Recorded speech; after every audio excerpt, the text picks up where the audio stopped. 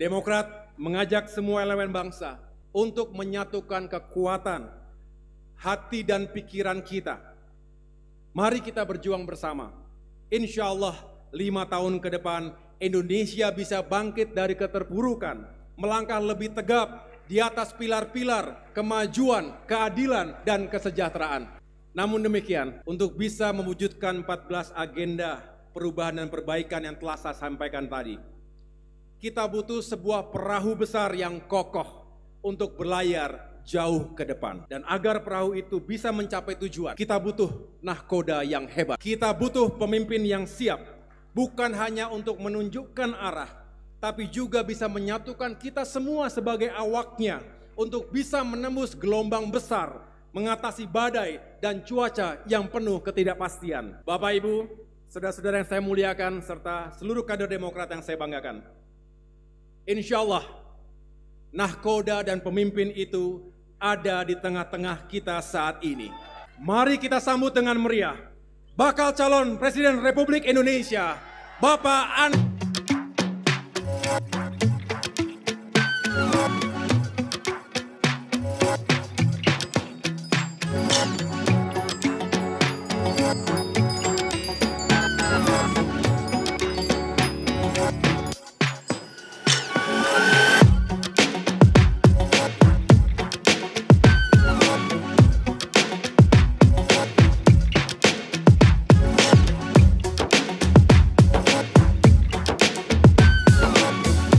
Kalian, pidatonya luar biasa tadi, bukan? Beri tepuk tangan sekali lagi untuk Mas Ahaye. Assalamualaikum warahmatullahi wabarakatuh. Selamat siang, salam sejahtera untuk semua. Sampurasun. Yang saya hormati, yang saya banggakan, Ketua Umum Partai Demokrat, Mas Agus Harimurti Yudhoyono. Yang saya hormati Sekjen Partai Demokrat, Pak Tengku Rifki. Yang saya hormati Bendum Partai Demokrat, Bapak Renvil Antoni. Wakil Ketua Majelis Tinggi Partai, Bapak Syarif Hasan. Wakil Ketua MPR juga. Yang saya hormati para anggota DPR RI, para tokoh masyarakat, para mahasiswa, para pegiat, dan seluruh keluarga besar Partai Demokrat yang hadir bersama pada siang hari ini. Boleh kita beri tepuk tangan untuk semua yang memilih hadir di ruangan ini. Mas, saya mulai pakai pantun boleh ya Mas ya? Boleh ya pakai pantun ya? Belum dimulai udah cakep. Membeli benang di ujung berung, dijahit bagus menjadi kemeja.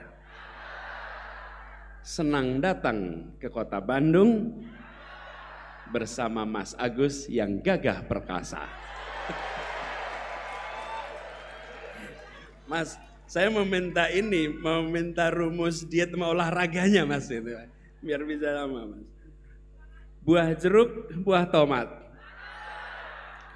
dimakan dulu, minumnya nanti. Cuacanya sejuk, warganya hangat, Bandung selalu ada dalam hati. Jadi Mas Agus, kalau tadi Mas Agus cerita, Mas Agus lahir di Bandung, kemudian Bandung tempat banyak kegiatan. Saya memang lahir tidak di sini, tetapi kota Bandunglah yang membuat saya bisa lahir. Iya, saya cerita sedikit nih. Ibu saya asal dari Kuningan, sekolah sampai dari Kuningan tuh yang ngatur ya. Sekolah SMA sampai Cirebon, kuliahnya ke Unpad. Terus Unpadnya berubah jadi IKIP Bandung. Lalu beliau lulus menjadi dosen di IKIP Bandung.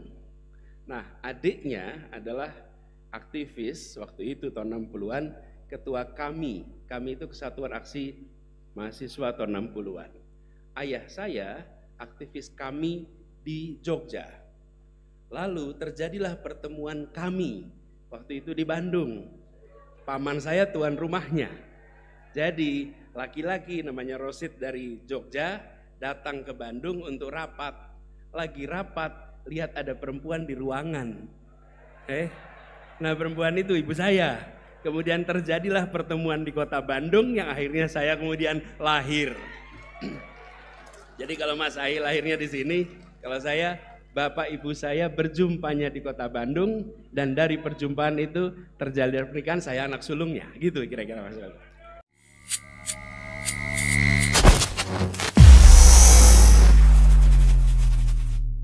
Bismillahirrahmanirrahim. Assalamualaikum warahmatullahi wabarakatuh. Semangat perubahan, salam kedaulatan rakyat.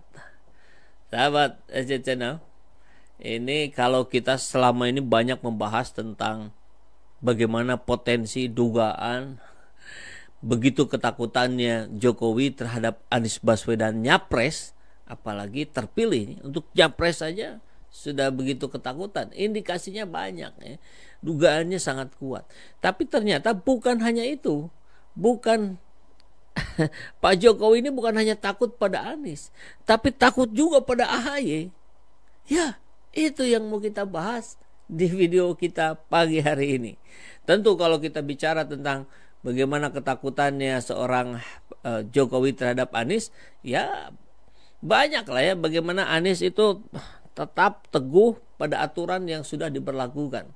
Bagaimana tidak bergemingnya beliau melawan oligarki saat reklamasi tempo hari di Jakarta. Barangkali melihat itu saja gitu kan. Ini sudah banyak yang ketakutan karena nanti gimana kalau dibongkar, keselamatan dirinya bagaimana dan seterusnya. Itu yang menjadi kekhawatiran ya. Dan saya kira ini sudah menjadi perbincangan publik, menjadi perbincangan di warung kopi. Nah, jadi kita akan coba bahas Jokowi takut AHY. Saya duga dengan cukup keras, dengan cukup kuat, ya Jokowi itu pun bukan hanya takut Anies, tapi takut AHY. Kenapa?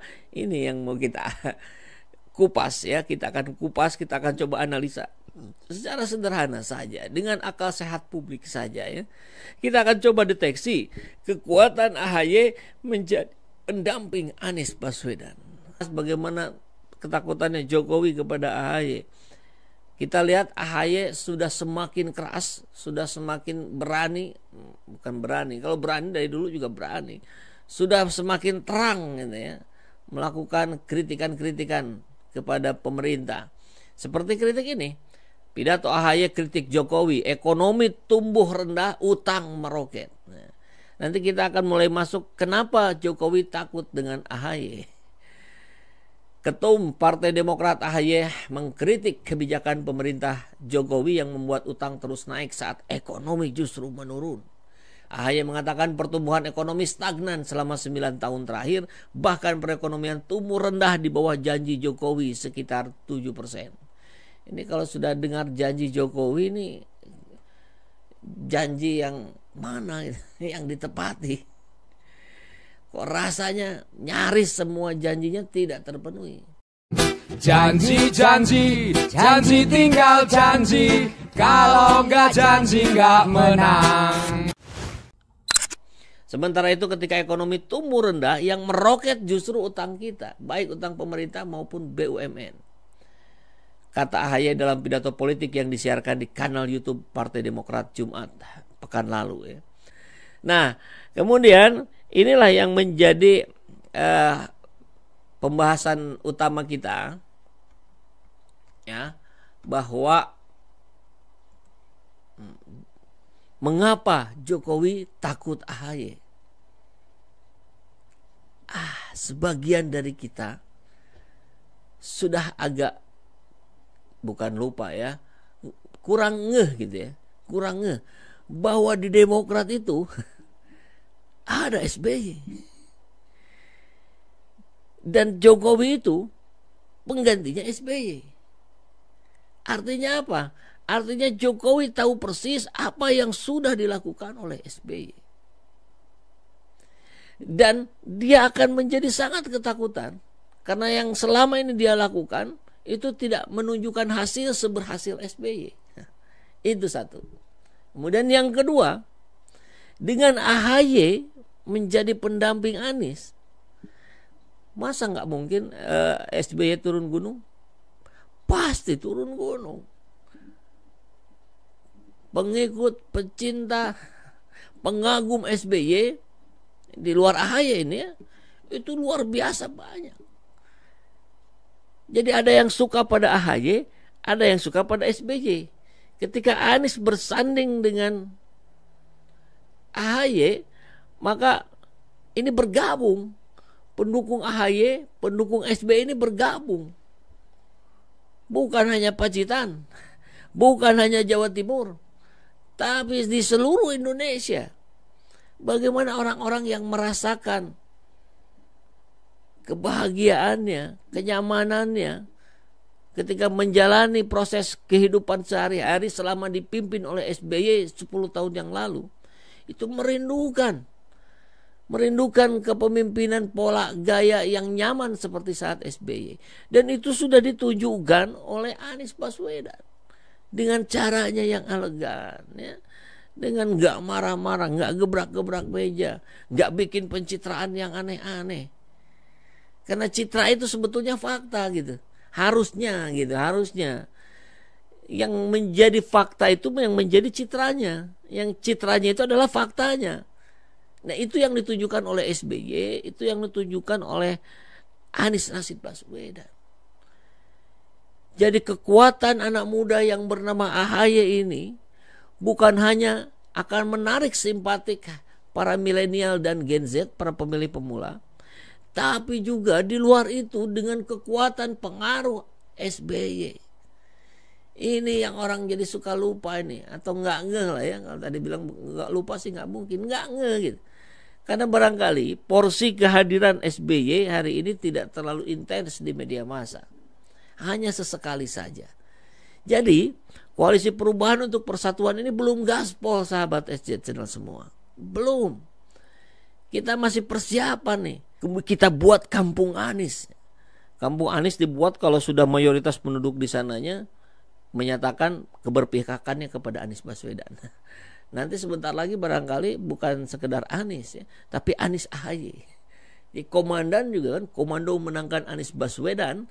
Mungkin nanti kalau sudah resmi ya, boleh jadi kita pertama menjadi komandan AHY. Komando menangkan Anies Baswedan AHY. Nah, jadi insya Allah lah ya, kita tetap solid, kuat. Mudah-mudahan Allah memberkahi. Assalamualaikum warahmatullahi wabarakatuh.